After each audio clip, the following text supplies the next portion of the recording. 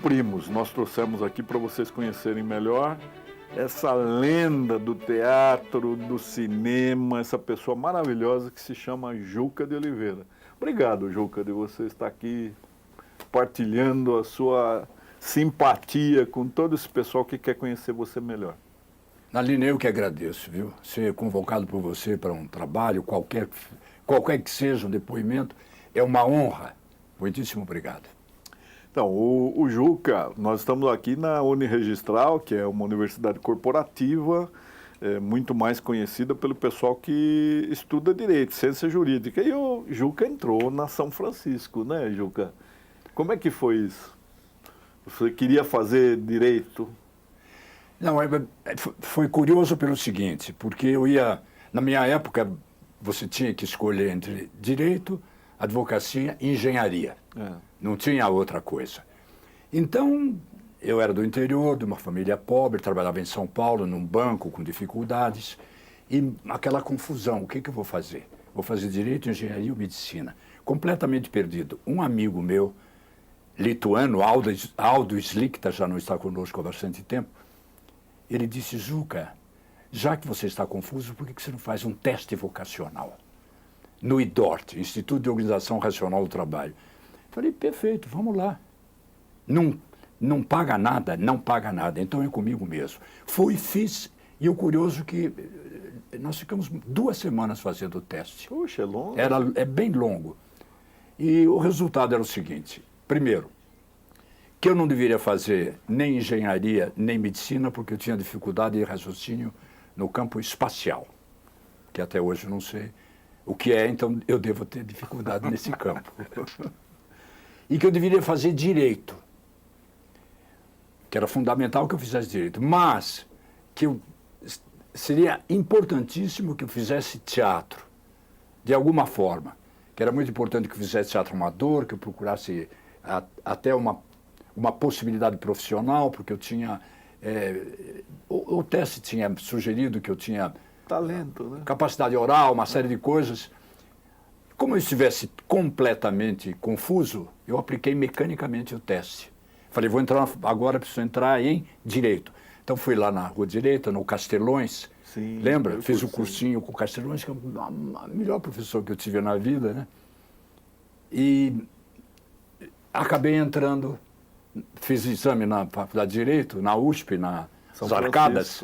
Acabei entrando até razoavelmente bem e comecei a fazer Direito. E aí eu falava, meu Deus, falta o quê? Só falta o teatro. Eu adorava teatro, ia assistir Sérgio Cardoso, Paulo Otran, os grandes atores. De repente, um amigo meu da pensão, porque minha mãe tinha uma pensão, e um deles falou, olha o que saiu no jornal, você fala então de teatro, grupo dos jovens precisa de ator.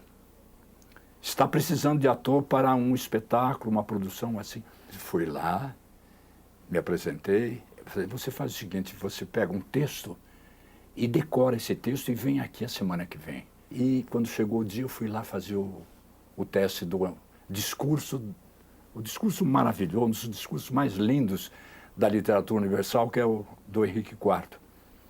Fiz o discurso, falei, nós avisamos, qualquer coisa nós... E não avisava, falei, pronto, não deu certo. Não deu. Passa um certo tempo, aparece lá. Convocamos o senhor para comparecer ao Colégio Porto Seguro para o início dos ensaios de Devoção à Cruz de Henri Guion. Puxa, você ficou feliz. Nossa, eu tive um ataque, né? Meu Deus do céu, imaginou um sujeito que nunca tinha pensado numa coisa dessa. Entrei na faculdade, tive que cortar o cabelo, apareci lá. Você de cabeça raspada, você... Eu tinha que fazer... Pilatos, tinha que fazer 6 ou 7 personagens sem o cabelo. Fiz. Descobri que a diretora do nosso espetáculo era a Cândida Teixeira. Juca, e você já chamavam você de Juca? Sempre foi de casa ou você mudou? Não. Era Juca, mas era uma coisa que ficava Juca para cá, de vez em quando. José de Oliveira Santos é o meu nome. José de Oliveira Santos, às vezes parecia José de Oliveira Santos. Eu fiz a escola dramática e houve um exame público. E nesse exame público, no Teatro Maria de la Costa, eu representava com Frei Luís de Souza de Garret. E eu representava com Aracy Balabanian o papel principal. Era o exame público da escola dramática, que fazia publicamente para que o público fosse assistir os seus estudantes, né, do 2º para o 3º ano. Foi uma coisa muito interessante para mim, porque aconteceu um fenômeno muito curioso. Enquanto eu estava representando com Aracy, era um papel muito comovente, e de repente eu entrei em uma espécie de comoção. E fui totalmente tomado pela emoção da representação daquela personagem. E quando eu saí, eu estava enlouquecido. Eu dei um abraço nela, falar, eu consigo, eu sei fazer isso. Bom, beleza. Tanto eu sabia que fazer isso, que o Flávio Rangel, um dos maiores diretores do Brasil de todos os tempos, estava na plateia, assistindo por acaso o espetáculo, assistiu e me convidou para fazer o espetáculo. Foi o primeiro espetáculo profissional. Você já interpretou centenas de personagens, né? Aí eu fiz. E você toda vez você se impregna assim dessa Sim, porque aí o problema é o seguinte, você, claro, você quando estuda, você estuda técnica de representação. Depois da experiência com o Flávio Rangel, que eu fiz depois da Semente, com Leonardo Vilar, etc., eu fui chamado para fazer uma experiência no Teatro de Arena, né? E lá, então, muda completamente, porque é um teatro extremamente moderno, um teatro voltado para o povo brasileiro. Guarneri, por exemplo, tinha escrito Eles Usam Black Tie, que era a primeira vez que o operário brasileiro aparecia no palco do Brasil, não é? E o trabalhador, os comunistas, enfim, era um movimento político muito intenso, e o Teatro de Arena era muito impregnado disso. Augusto Boal, Flávio Império, eram pessoas extremamente estudiosas. E aí você começa a mudar, respondendo a sua pergunta, a maneira de encarar a personagem, né? Há várias escolas. Stanislavski, por exemplo, é uma coisa absolutamente interior, de viver a personagem, né? De você escolher dentro de você algumas emoções que você tenha sentido e que se adapte a essa personagem que você está representando. E aí você começa a trabalhar nesse sentido e vai avançando e vai encontrando, discutindo, né? O elenco do Arena era um elenco muito sério, de excepcionados atores que ficaram todos eles marcados como grandes atores do teatro brasileiro. E as discussões eram eternas. Nós entrávamos no teatro e ficávamos o dia todo, desde cedo até a noite, trabalhando e apanhando as técnicas. E depois vem Brecht, né, o teatro, a teoria do afastamento, que você fica um pouco de fora e representa. O tema social é quando você está de fora, e o tema afetivo é quando você se impregna da personagem. O que eu adoro mesmo é essa técnica de você sentir, de você viver a personagem, né? Não é de você sair do teatro e pendurar sua roupa no camarim, deixando lá a sua alma. Não, você até leva junto um pouco, não é verdade? Você continua um pouco vivendo, algumas horas pelo menos, você continua vivendo a personagem, você continua impregnado dela. Sobretudo se é uma personagem densa. Sim. Né? Agora, você também trabalhou no cinema, né, Juca? Você fez televisão, muda muito. Qual a sensação de você representar só para a câmera, assim, e longe daquela vibração? Porque o teatro, cada noite, eu fui ver e vibrei com você, quase chorei, Rei Lear, né? Foi uma coisa maravilhosa que você fez.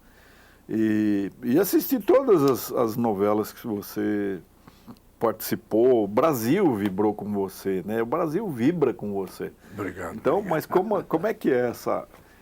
Há uma mudança muito grande? O teatro é contagiante, por quê? Até não é tão difícil nós entendermos o significado do teatro. O primeiro ator foi o sacerdote. O teatro nasceu da religiosidade, né? E essa religiosidade que era... Os mitos envolvidos no teatro eram o conjunto dessa religiosidade. Então, quando você examina esse problema, você examina como é que funciona essa religiosidade.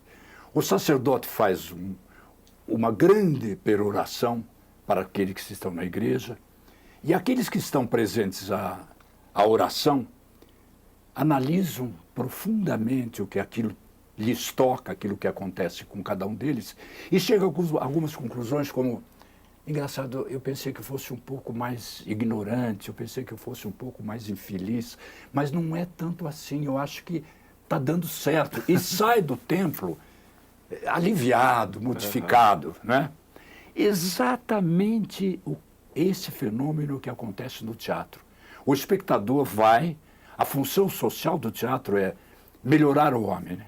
Essa que é a função social. É torná-lo mais afetivo, mais generoso, mais solidário principalmente. E essa é a função sua como ator. É melhorar o homem, torná-lo mais generoso, mais afetivo, mais solidário. Então não tem muito a ver o teatro com a vaidade pessoal, de você aparecer, de você ser festejado, etc. Celebridade. E tal. Celebridade, tudo isso não tem. Existe um sentido religioso da sua função. Já a televisão, já é a câmera à distância, na verdade, praticamente você não se impregna da personagem. Se impregna da personagem, mas ela é constantemente cortada, então a continuidade é difícil, você tem que aprender como é que você liga, como é que você liga novamente a máquina. Você conseguiu muito bem, né? Porque os seus personagens na televisão, todos famosos, né? Quem não lembra de Nino Italianinho, né? Então, você veste camisa, né? Sim, Juca, não, claro, eu procuro ser absolutamente verdadeiro no teatro, no cinema, na televisão. Agora, o que é muito importante é que você aprenda o sistema, que você aprenda como é que funciona, como é que a tecnologia te pega, como é que você pode... E aí você, de vez em quando, assiste um pouco também daquilo que você está fazendo e precisa ter consciência também do significado daquilo que você está fazendo, né? Do limite da importância daquilo que você está fazendo. Às vezes você vê um espetáculo, por exemplo, faz um espetáculo e você assiste e fala: meu Deus, que eu não achei legal. Aí eu descobri uma coisa interessantíssima, que é o seguinte: a produção da televisão é industrial. São, às vezes, centenas, às vezes milhares de cenas, de takes que você tem que fazer num projeto, né? Aquilo é acelerado, você não tem tempo para nada, a não ser fazer uma coisa em cima da outra, é muito acelerado. O fato de ser acelerado, às vezes não dá também a você a condição de você representar a plenitude da personagem. A gente poderia dizer que o teatro, a função do teatro é modificar o homem, modificar a sociedade, criar novos modelos de cultura, né? Socializar os comportamentos, essa é a função do teatro. E, no caso da televisão, ela está muito ligada ao entretenimento. Não tem como elevação cultural, né? Na verdade, é quase com uma horizontalidade cultural. Agora, já no cinema, dependendo de qual o produtor, o diretor, o grupo que está fazendo aquele espetáculo, a comunhão de todos os atores, aquilo é um sistema de elevação cultural. Às vezes você tem filmes clássicos que ainda hoje são fundamentais para você entender a sua sociedade, para entender você mesmo. Sim. Agora, Juca, você escreveu bastante peças, né? Quando você escreve, você pensa no seu papel? Você pensa assim, você faz o seu personagem, você faz já pensando em interpretar? Não. Não, porque eu descobri muito cedo uma coisa interessante, que é o seguinte: o escritor que escreve teatro não tem nada a ver com o ator que representa o teatro. São duas... completamente diferentes. O processo de criação é diferente nos dois, até é contraditório. Como é que funciona? O ator, ele apanha aquela história, né, de 100 páginas, e estuda aquilo, e ele parte daquelas pessoas, vai apanhando as personagens que ele vai lendo, e através de um trabalho de análise, ele vai chegando ao mundo dessas personagens. Não é? O escritor é o contrário. Ele apanha o mundo das personagens que estão na sua cabeça e, através de um processo de síntese, ele vai chegando àquele microcosmo das 100 páginas. Então, uma coisa nunca toca. O curioso é o seguinte, que eu escrevi 15 peças e representei um monte delas, e o curioso é que quando você, fazendo como ator, você por acaso esquece alguma coisa e você improvisa, nunca você improvisa o que você escreveu. Você que vai criando outra Porque vez. não tem nada a ver com você. Então, nunca faça um papel para você. É péssimo, né? É O bom personagem vai adquirindo vida própria, né? ele tem De vida repente. própria, não tem nada a ver comigo, não estou fazendo para mim, não quero saber dele. Às vezes coincide, acabei fazendo algumas dessas personagens. Mas não que tivesse escrito para mim. Você não pensou antes. Não pensei. Agora, os personagens que você fez para novelas, para filmes dos outros, eles já sabiam que era você. Falou assim, olha, Juca, sim. eu fiz isso pensando em Sim, você. sim. Aí você primeiro no teatro, você é convidado, o produtor reuniu um grupo de pessoas, o diretor analisaram e falaram, agora vamos estudar, etc. Quem poderia fazer? Esse papel aqui, eu vi, podia ser fulano e tal, vamos chamar então, o Juca podia fazer esse, etc. e tal, papai, e vai distribuindo o papel de acordo com as características que sirvam para fazer. Aí você chega, começa a analisar e começa a fazer. Aliás, uma coisa muito curiosa, o teatro funciona da seguinte forma. Alguém, o produtor, lê uma peça e fala, olha que peça fantástica, adorei essa peça. Podia convidar alguém para dirigir, se não quer dar uma lida, nossa, que peça ótima, e vamos convidar fulano, ciclano, beltrano, e distribuem para alguns atores, adoramos isso, daqui a pouco você tem um grupo de atores, atrizes, produtor, um diretor, um produtor executivo, vamos fazer esse espetáculo. E é uma paixão tão grande que você não consegue mais viver sem levar avante esse projeto. Beleza. Ele tem que sair de qualquer forma. Como é que esse projeto sai? Uma coisa importantíssima é o dinheiro. Sim. Você precisa de alguma grana para fazer. Então, eu conheço uma fábrica de tecidos que poderia perfeitamente nos dar o tecido para a roupa, para os figurinos. O outro, eu sou cliente do Banco Itaú, então eu poderia conversar com o gerente, que nós vamos fazer uma peça, e nós colocaríamos no programa patrocínio do Banco Itaú. E ele poderia dar uma graninha para pagar a publicidade, pagar isso. E isso é distribuído para todos e todos começam a trabalhar. E a Lei Rouanet funciona? A Rouanet funciona? Eu vou chegar lá na Lei Rouanet. E, de repente, essas pessoas conseguem viabilizar aquele projeto. Qual é o propósito maior? O propósito maior é a perfeição. Você fazer aquilo no limite da perfeição. Melhor possível, né? Quanto mais próximo você chegar da perfeição, maior é a resposta do público. A recompensa do público, o que é? É a bilheteria. É o dinheiro que paga na bilheteria. Porque esse dinheiro que é pago na bilheteria é que faz a vida, a existência do ator. Ele vive em função da bilheteria. Esse dinheiro é com esse dinheiro que ele, de repente, começa a pagar as primeiras dívidas, depois começa a comprar comida para a casa dele, para pagar o aluguel, para comprar roupa, separar um dinheirinho, porque a bilheteria está indo bem. Porque se for bem, o público vem. Bem. E você teve peças que ficaram Não, quanto tempo? A maior publicidade é o boca a boca. É boca a boca. Não é verdade? Muito bem, aí você pega um dinheirinho para começar a produção. Quando que você quer fazer? Quanto tempo você quer fazer? Eu quero fazer a peça o resto da minha vida. Eu não quero parar essa peça porque está lotando. Juca, e toda noite é a mesma vibração? Toda noite, para você incrível, é o seguinte, toda noite é diferente. Olha. Nunca o espetáculo é idêntico. Nunca o público reage exatamente da nova. Todo dia tem alguma coisa nova. E você faz. Quando você faz, 6 meses, 1 ano, 2 anos, 3 anos, 4 anos a peça, até você, porra, está indo bem, é um sucesso. Sucesso, os deuses, né? As musas descem no palco, todo dia você as abraça. Meu Pomine Italia, a musa da comédia, a musa da tragédia, participam daquele negócio e é a sua vida. E você fica felicíssimo, é maravilhoso chegar em casa. Foi tão fantástico aplaudir em cena aberta. Eu fui aplaudir em cena aberta hoje 2 vezes.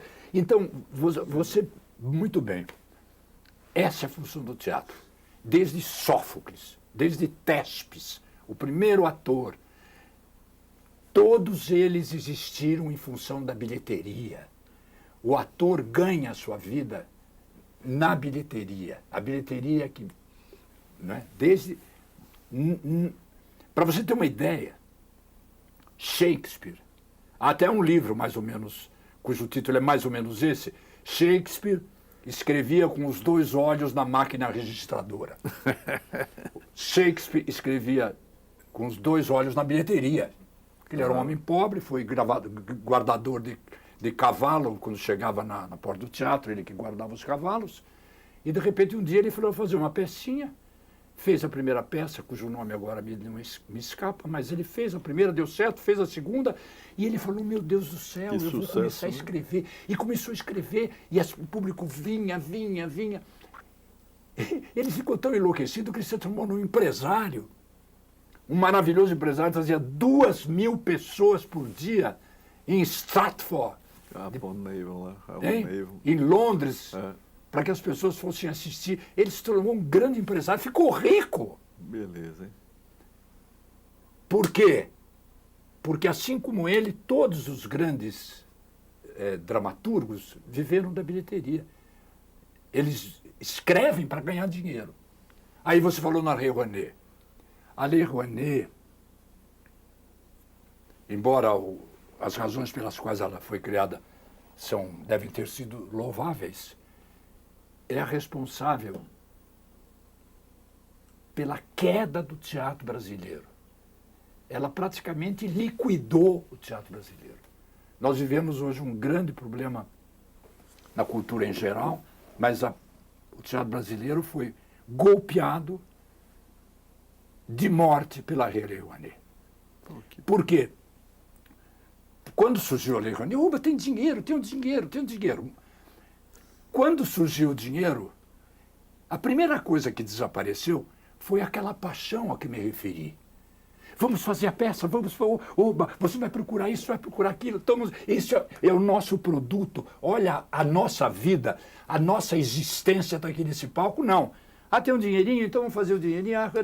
Então eu quero ganhar 25 mil, outro, não quero ganhar, se me pagar R$200, está bom? E mercantilizou, né? Quanto tempo? 1 mês e meio, 2 meses no máximo. E o que é absurdo, 2 dias por semana, segunda e terça e quarta. Não é a peça de terça a domingo, como nós sempre fizemos. Não é a peça de segunda a segunda que o Shakespeare fazia. Não é a peça que se faz em Buenos Aires, por exemplo, que é uma Broadway ululante. Por quê? Porque não tem Lei Rouanet. Entende? E a bilheteria não tem a menor importância.